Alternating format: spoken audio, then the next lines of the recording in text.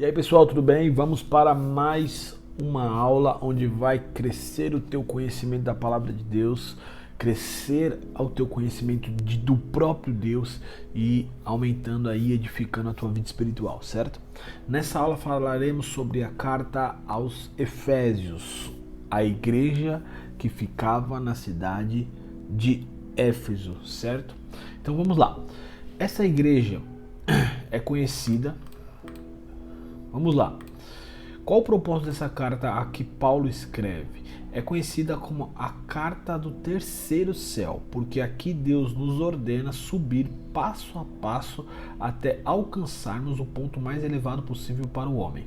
É a própria presença de Deus. Paulo prega a unidade de todo o universo em Cristo, a unidade do judeu e do gentio em seu corpo. Então, o que Paulo vai tratar nessa carta? Existiam dois perigos que estavam dentro da igreja de Éfeso. Qual que era?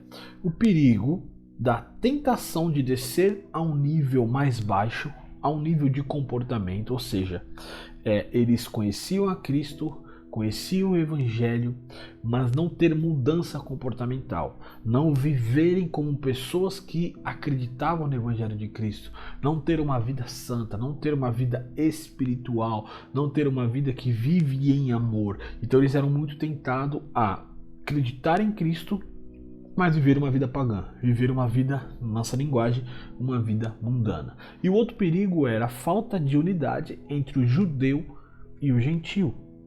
Ok? Nessa carta vai tratar um ponto muito importante. Essa carta trata mais do que todas as outras sobre não existe divisão entre judeu e gentio.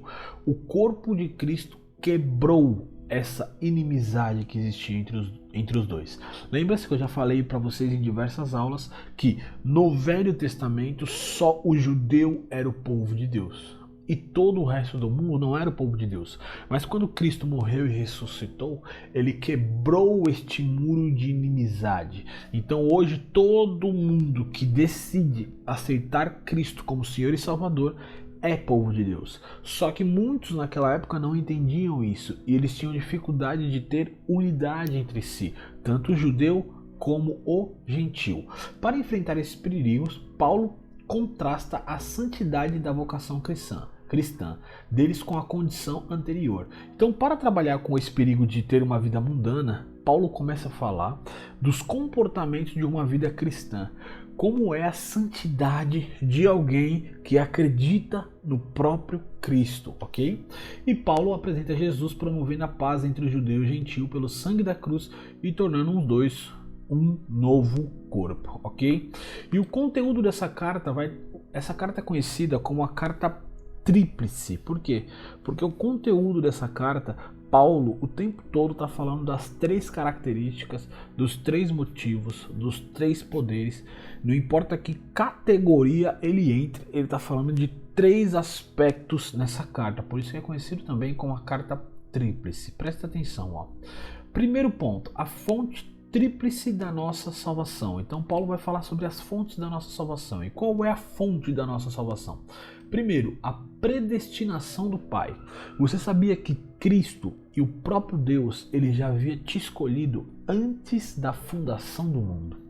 Antes da fundação do mundo, Deus já tinha escolhido te salvar. Você simplesmente aceitou entrar no plano de Deus. Então, um dos pontos da fonte da nossa salvação é que Deus já tinha nos escolhido antes da fundação do mundo. Depois, a redenção do Filho. Então, o Filho, quando ele vem à Terra, esvazia-se de ser Deus, se rende e morre na cruz e ressuscita. É a fonte da nossa salvação, é o sacrifício de Cristo. E depois o selo que Deus nos colocou para a segunda vinda de Cristo. Qual é esse selo? O Espírito Santo dentro de nós. Esse é o selo que Deus nos colocou, tá? Três fontes do poder de Deus. Aí Paulo vai trabalhar como o poder de Deus atua tanto em Cristo, como ele atuou em Cristo, tanto no homem, eu e você. Então ele atuou em Cristo de que forma? Na ressurreição, na ascensão e na exaltação. Cristo, o poder de Deus ressuscitou Cristo dos mortos, O poder de Deus ascendeu Cristo ao céu, e o poder de Deus exaltou Cristo acima de todo nome. Então hoje Cristo está acima de todo nome, não existe um poder maior que o poder dele, ok? E no homem, como que ele atua? Ressurreição espiritual. Lembra que em Adão nós estávamos mortos espiritualmente porque Adão pecou. E com isso a morte entrou no mundo. Eu e você nascemos em pecado até o momento que nós aceitamos a Cristo e há uma ressurreição espiritual. O nosso espírito começa a ter vida novamente, ok?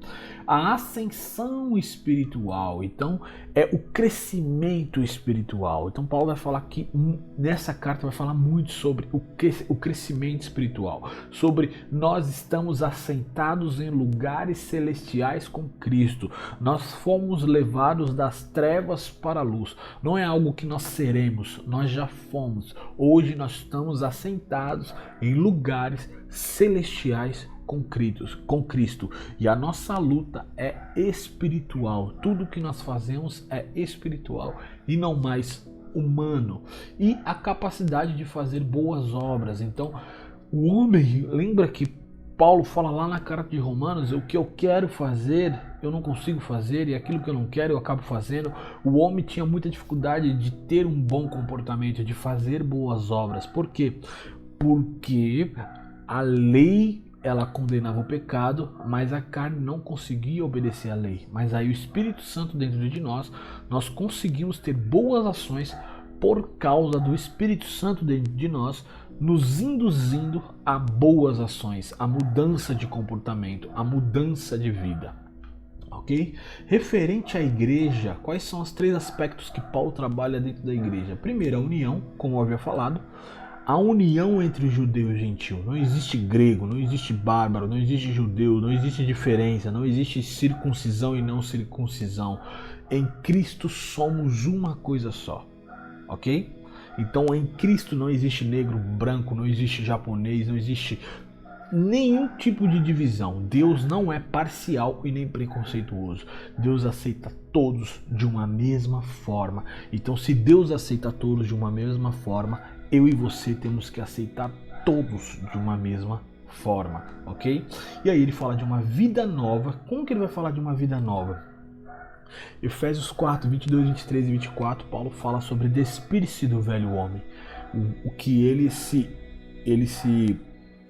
eram iludidos pelas concupiscências. O que é concupiscências? São desejos internos de pecado. Então Paulo fala, chegou o momento de você despir-se desse homem. Chega desse homem e vocês se revestirem do novo homem que pensa como Deus pensa, em santidade e verdade, que provém do próprio Deus, da palavra de Deus.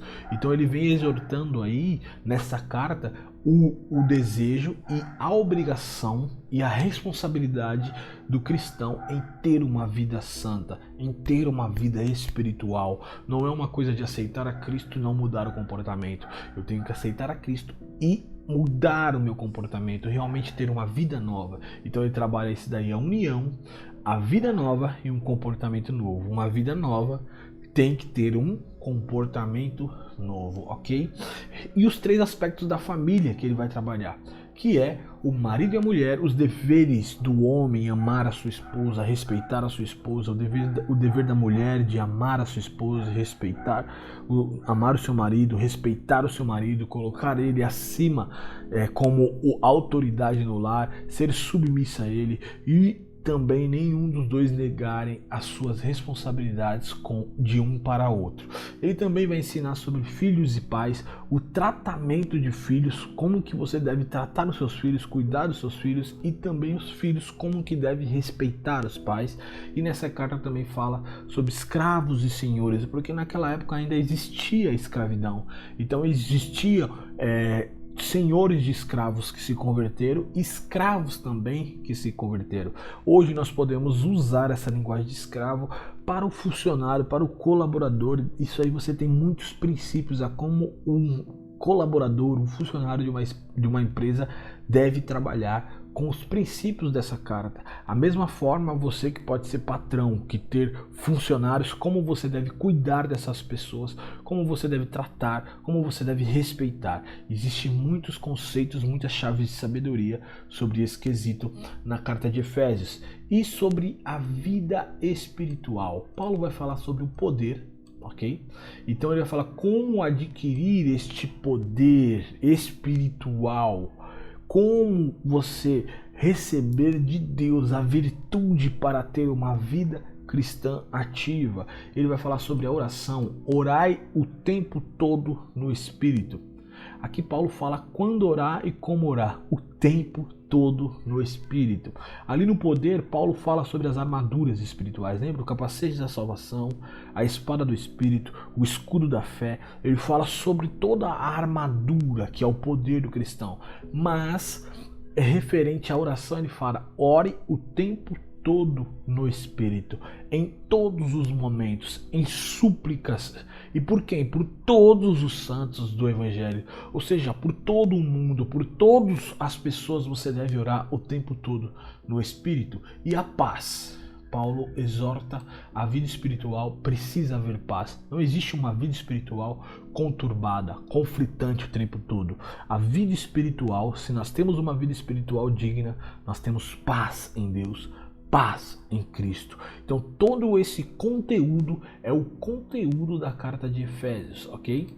E qual é a pesquisa que você vai fazer? Simples, você vai pesquisar o que é doutrina. O que quer dizer essa palavra?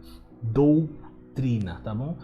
Pesquisa lá e, se possível, mande aqui nos comentários da aula, tá bom? E comece um novo hábito para melhorar sua vida espiritual essa semana. Ok? Então inclua um hábito novo na sua vida para melhorar a sua vida espiritual, porque Paulo trabalha muito nessa carta, falando que a vida com Cristo exige-se uma vida espiritual, porque nós estamos assentados em lugares celestiais com Deus. Então nós temos uma armadura espiritual, devemos viver o tempo todo orando no Espírito. Então Paulo fala sobre a importância de uma vida espiritual digna. Então inclua um hábito aí na sua vida para que você melhore a sua vida espiritual, certo? Até a próxima aula, pessoal. Deus abençoe você.